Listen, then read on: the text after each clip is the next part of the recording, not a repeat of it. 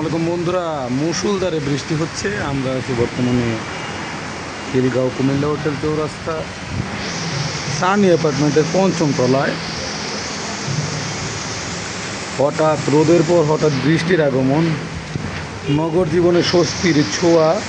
যদি আফসোসের বিষয়, আমরা বৃষ্টি ভিজতে পারছি না।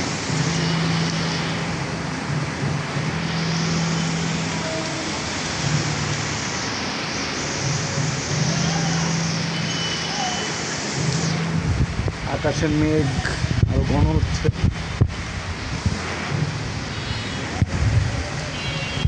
বৃষ্টি দীর্ঘ সময় ধরে হবে। দ্বিতীয় দফার বৃষ্টি, প্রথম দফায় বৃষ্টি হয়েছে, রাস্তায় পানি জমার মতন অবস্থা।